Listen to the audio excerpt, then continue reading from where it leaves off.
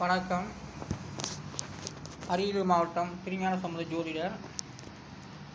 வார்த்தை அடிப்படையில் எண்கணிதம்.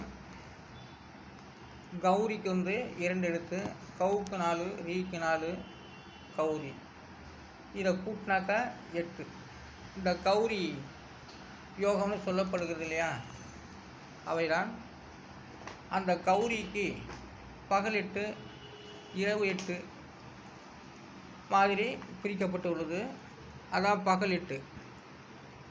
அந்த 8க்கும் 8 சொற்கள், 8 சாதனம் என்று சொல்லப்படுகிறது. அந்த 8க்கும் யோகங்கள் உத்தியோகம், லாபம், அமிர்தம், சுகம், தனம் இவையெல்லாம் சுப பலனாகவும், விஷம், ரோகம், சோரம் இவை 3ம் அசுபமாகவும் சொல்லப்படுகிறது. இந்த கௌரி இந்த 2 இடத்துக்கும் எண்கணிதம் 4 தான். அப்போ இதையெல்லாம் கூட்டினாக்க 8 தான். அப்போ இந்த கௌரிக்கும் சில நேர காலங்கள் 1.5 மணி நேரம், அந்த 1.5 மணி நேரத்துக்கும் 3.25 நாழிகை. அப்படி ஞாயிற்றுக்கிழமையை முதல் வாரமாக வைத்து அந்த காலையில் 6 to 7:30, அடுத்து 7:30 to 9, அடுத்து 9 to 10, அப்புறம் 10 to 12, 12 to 1:30, 1 to 3, 3 to 4:30, 4 to 6 இப்படி சில கௌரிக்கு 8 விதமாக நேரத்தையும் பிரிக்கப்பட்டு கௌரிக்கு கணிச்சிருக்காங்க. அப்போ கௌரிக்கு பகல் 8 இரவு 8 இரவு 8 ஆக சொல்லப்பட்டு கணிக்கப்பட்டு உள்ளது. அந்த இரவு பகல் 8க்கும் அந்த இரவு 8க்கும் அந்த யோகங்கள் ஒன்று தான் எல்லாமே. அந்த 8 யோகங்கள் சொல்லப்படுகிறது. அந்த 8 யோகமும் உத்தியோகம், அமிர்த யோகம், ரோகம், லாபம், தனம், சுகம், சோரம், விஷம். இதான் அந்த 8 மணிகள் நேரங்களை 8 விதமாக பிரிக்கப்பட்டதுக்கு இந்த யோகங்கள் அந்தந்த நேரத்துக்கு நடந்தால் அது கெட்டது, அது நல்லது என்று சொல்லப்பட்டு பஞ்சாயத்து குறிப்பிடப்பட்டு உள்ளது. அதான் 6 to 7:30. ஞாயிற்றுக்கிழமை வச்சுக்கலாம். ஞாயிற்றுக்கிழமை காலைல 6 to 7:30க்கு உத்தியோக வேலை வருது.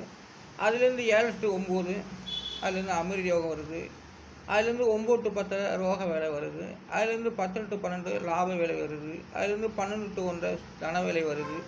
அப்புறத்துலேருந்து 1 to 3 சுக வேலை வருது. 3 to 4க்கு சோர வேலை வருது. 4 to 6 விஷ வேலை வருகிறது. இப்படி தான் அந்த 8 மணிகளை நேரங்களை 8 நேரமாக கணிக்கப்பட்டு அதுக்குரிய கௌரியும் 8ஆக 8 விதமாக சொல்லப்பட்டு உள்ளது. அந்த கௌரி என்ற 8 தான். அந்த 8க்கும் சாணங்கள், யோகங்கள், உத்தியோகம், லாபம், அமிர்தம், சுகம், தனம் இது சுபமாகவும், விஷம், ரோகம், சோரம் இவையே அசுபமாகவும் சொல்லப்பட்டு உள்ளது. இந்த கௌரியானது அது கௌரி பஞ்சாங்கம்னு ஒரு இதில் குறிப்பிட்டிருக்க, கௌரி பஞ்சாங்கத்தில் போடப்பட்டது அப்படின்னு சொல்லப்பட்டது. அது பஞ்சாங்கத்தில் கௌரி பஞ்சாங்கம். அது பஞ்சாங்கம் என்றால் அது வேறு. ஆனால் கௌரி என்ற சொல்லுக்கு எடுத்து நான் சொல்லுகிறேன். இப்படித்தான் அந்த 7 கிழமைக்கு 7 வாரத்துக்கும் அந்த பகல் இரவு இதையெல்லாம் 8 மணி நேரமாக நல்ல யோகம், கெட்ட நேரம்னு கணிக்கப்பட்டு 8 ஹவருக்கும் அந்த 8 விதமான கௌரி சாணங்களுக்கும் கொடுக்கப்பட்டு உள்ளது. இதுதான் கௌரி. அப்போது காலையில் 6 to 7ன்னு ஆரம்பித்து அது சாயந்தரம் 4 to 6 வரை அப்படியே படிப்படியாக ஒன்றையாக மாற்றிட்டு வந்துட்டால் கௌரி யோகங்கள் கொடுக்கப்பட்டுள்ளது. அந்த கௌரி யோகத்தில் எது செய்யணுமோ அதெல்லாம் செய்யணும். ஒரு விதிகள் அந்த நேரத்தை கடைபிடித்து செய்தால் நன்றாக இருக்கும். அப்போது விஷ வேலை, ரோக வேலை, சோர வேலை இந்த 3 வேலையும் எதுவும் செய்யக்கூடாது. அது பஞ்சாங்கத்தில் கொடுக்கப்பட்டுள்ளது. அதன் பிரகாரம் நடந்து கொள்ளவும்.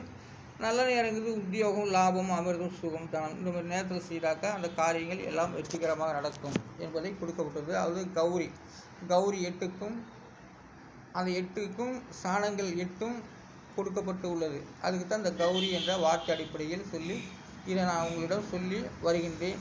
நன்றி, வணக்கம்.